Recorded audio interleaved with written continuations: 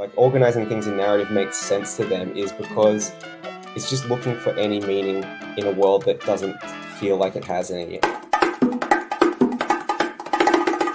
Well, hello. Welcome to another episode of the Human Insights Show. I'm your host, Chris Shirley, and this is my lovely co-host, Marina Khan. Now, with us today, we have a very special guest, my good friend, Dane McCusker. And Dane is one of Australia's hottest young writers and directors. His new film, Big Dog, was recently awarded runner-up in the Audience Choice Awards for the Sydney Film Festival, which is an absolutely incredible result for fully independent films. So, Dane, how are you?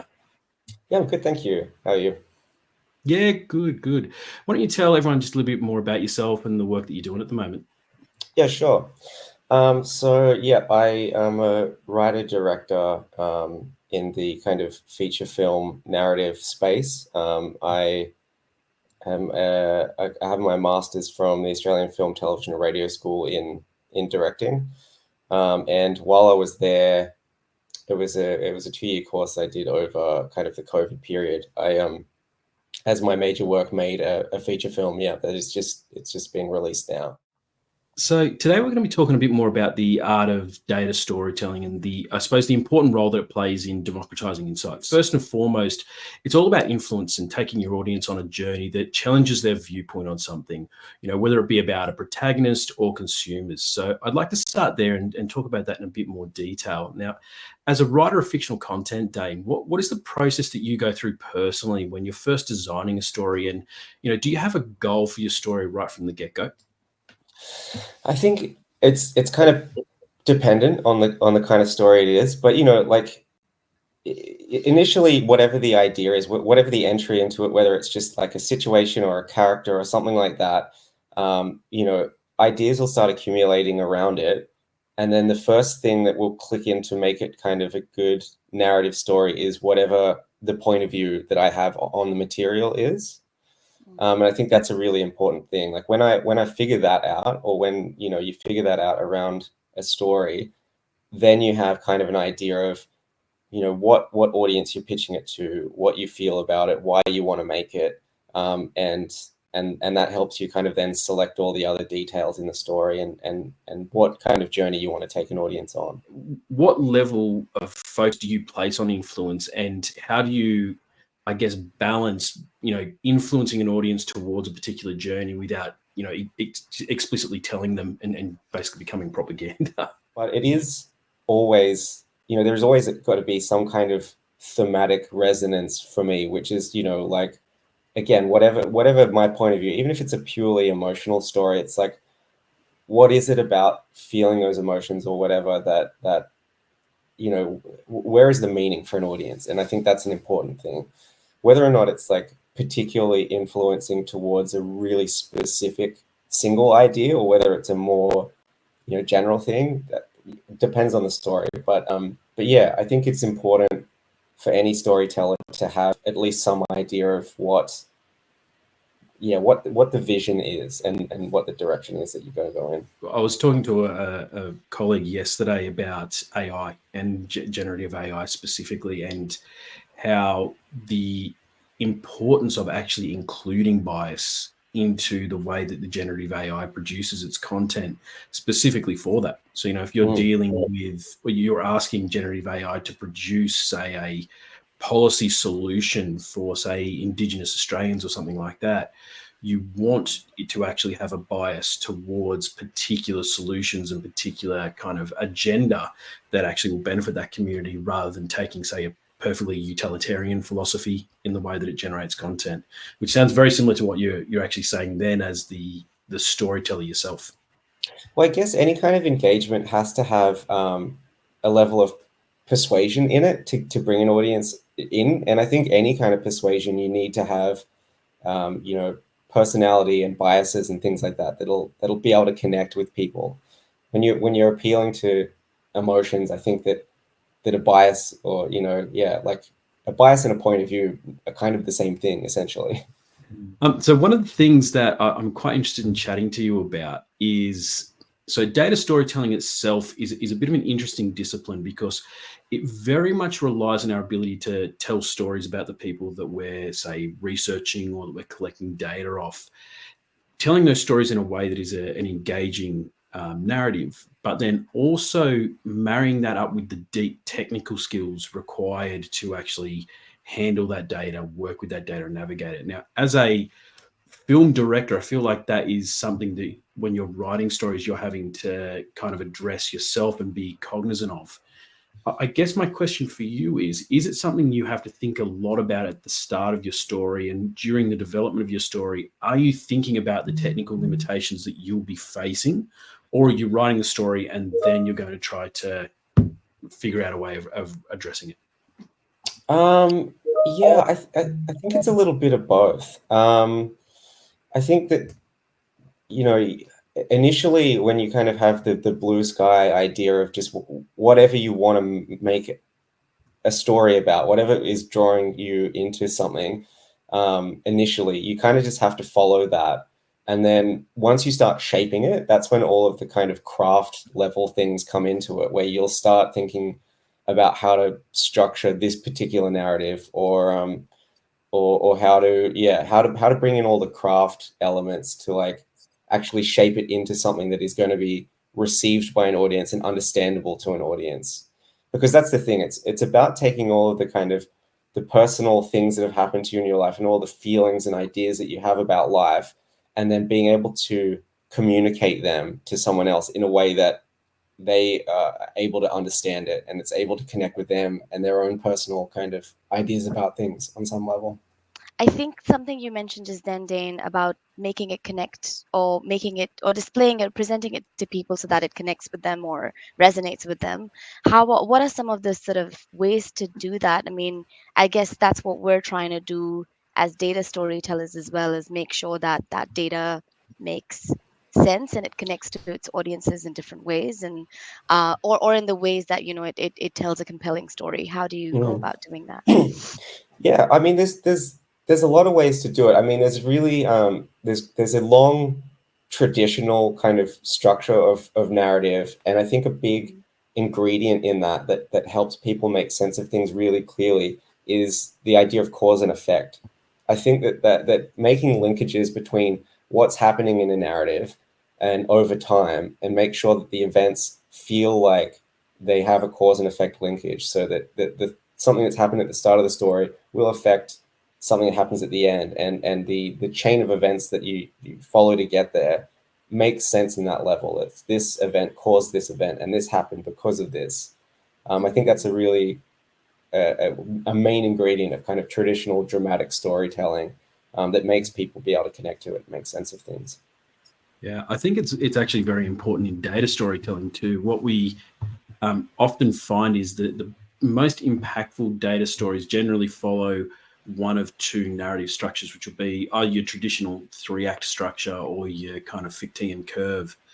And every one of them is, well, either of them, sorry, I should say, it does begin with a current state and it ends with a future state where you're kind of designing recommendations and opportunities for the client. But in the middle, and this is where I think a lot of data stories might start to fall down, there is a need to understand, I guess there should be some sort of trigger there. And so, you've got this current state, but then there needs to be something that's triggering a need for a future state. And I don't think that can just be implied in your data stories. Mm. And I think that's really important. You're saying cause and effect is an interesting one, because for us, it is very much a case of here's where we've started, but there is a need for you to be thinking further about the future. Otherwise, realistically, there was no point in telling the story in the first place.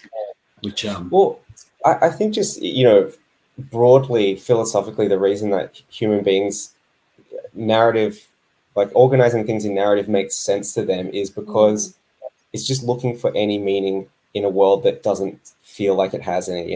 And if you can look at something and say, oh, I understand how this change happened, or I understand the events and the way that they were linked causally, from point A to point B, helps people understand and make sense of the world in a way.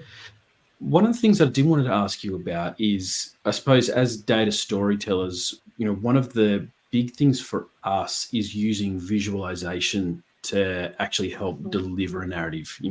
There's a big push in our industry to reduce the amount of content on any given medium, whether it be you're doing an infographic or you're doing a report or anything like that. And, trying to use visuals to help progress a narrative where the audience themselves don't need to invest more. I guess from our own, we would call it cognition. I don't know what you call it in your field, but we want to make sure that the story is as easy to digest as humanly possible. When you're developing a narrative and you're writing a script, for example, how much are you thinking about that right from the get-go? And then more broadly, like, just how do you use visualization to help drive narratives forward? Yeah, that's interesting. I mean, it's always a balance with narrative storytelling about how much information you're giving at any particular time, because too much information and audiences will disengage because you're just kind of giving them everything. They need to be able to work with it. And I mean, kind of in narrative storytelling, you kind of want a little bit of that cognition, because you need to bring the audience in as participants a little bit to kind of help. And that's what engagement is, really. It's kind of bringing them in a participatory way. So, you give them little bits of information that then they have questions about and they want to know more about. And then they're on side with you. And then they kind of want to follow the story and find out what happens next. And it's about, just withholding enough information for it to not be confusing, but to have suspense, that they want to know more. I'm wondering to what extent that kind of technique could be used in the in the work that we do in developing data storytelling, because a lot of the times I guess there's different structures, and I think this alludes to your point earlier, Chris, as well, that sometimes it's about letting people know upfront what it is and then sort of working backwards from there. Sometimes it is about, creating the suspense. Sometimes it is about, like, there's different ways to sort of communicate. And sometimes it is about playing with time a little bit as well. So whether does it always have to be current state and then a future state? Could it potentially be an aspirational story, even when it comes to data storytelling? I mean, can we play with elements of time? Do you have any insights on that, Dane? If in the work that you've done, and how we can, I guess, present information? Yeah, I mean, all kind of narrative, I guess, has to be time based in some way. Like, it has to.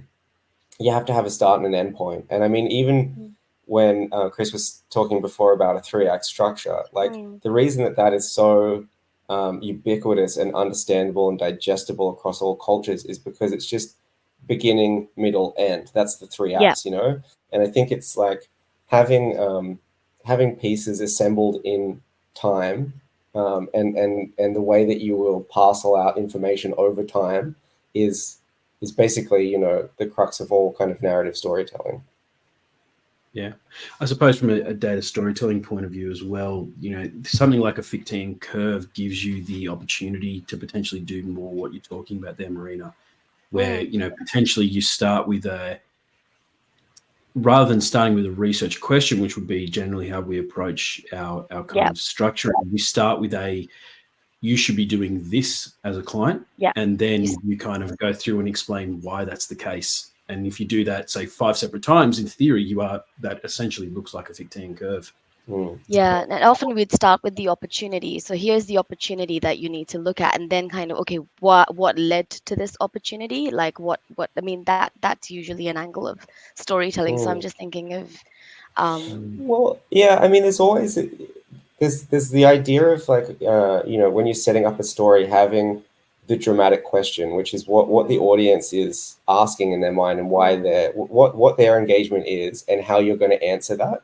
And I think that might be a similar kind of concept, where it's like you set up something a problem that they might have, and the question that they have in their mind about of how is this going to be resolved is what you're kind of parceling out over the course of the story to get to that resolution and answer that question at the end. Is that a little bit of what I suppose streaming services like Netflix nowadays, often have a movie where it starts with a huge kind of dramatic scene, and then it'll go back to the start of the narrative? Is that what they're actually trying to achieve? Yep, yeah, and TV shows do it a lot now with cold opens, where you'll see the end of the show and then it'll go back to the start of the episode. Yeah, that's it. Just setting up what kind of the dramatic question is going to be, or how is this event going to unfold? Because you just want Mm. questioning. You want, as soon as someone's asking questions about it, that's engagement.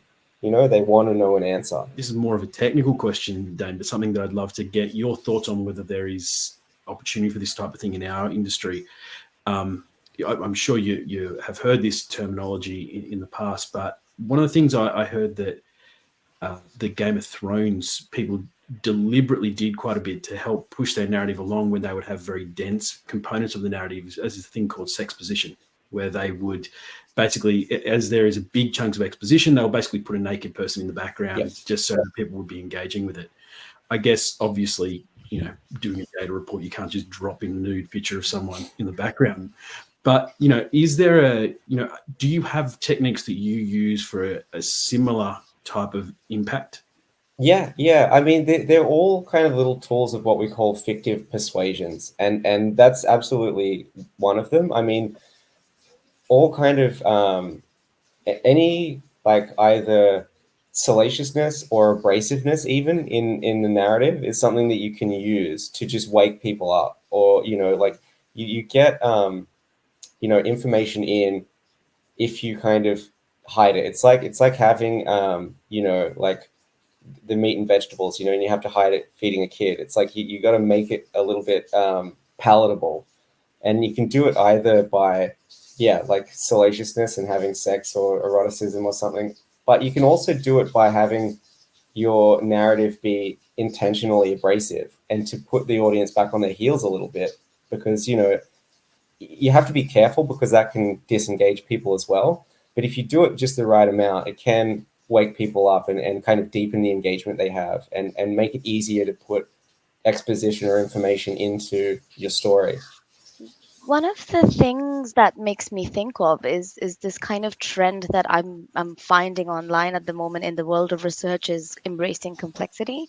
Mm. And I think it's something that's quite the case for film and movies as well, where it's like it's deliberately a little complex so that you want to unpack it a little bit. Yeah. And to what extent, I think, I mean, what's your take on it? I guess, how do you create those elements that are complex, so that they don't disengage people, but at the same time let them go on a bit of a journey to try and extract that information themselves? Like, how do you develop, like, what are some techniques to do that? Yeah, I'm not sure what the specific techniques are, but I know that there is a line between mystery and engagement, and sorry, mystery and confusion, that you have to be really careful of, that you can skirt, where it's like you can build complexity in, and you can build ambiguity in, like, to a point, and people will really go with it. But if you take it just that little bit too far, then people will feel confused. I'm really keen to hear from you. How do you approach the kind of the topic of editing in the context of both editing the actual narrative when you're first developing it, but then obviously you've got, after you've finished filming, the process of editing? How do you make sure that you stay engaged through that process and don't find yourself accidentally becoming cumbersome for the audience? Yeah, that's difficult. um, but yeah, editing is a good one. Like, it's again where a lot of the kind of craft and structural decision making comes in, where it's like, you a lot of the process before that is so imaginative. It's just like anything can happen. Story can go this way, a story can go that way. But as soon as you start, understanding why it is you're telling a story and what the point of the goal of the story is, then those editing decisions become easier, and you can kind of narrow it down to a better kind of cleaner structure if you have that overall kind of thematic premise that that you are just driving towards.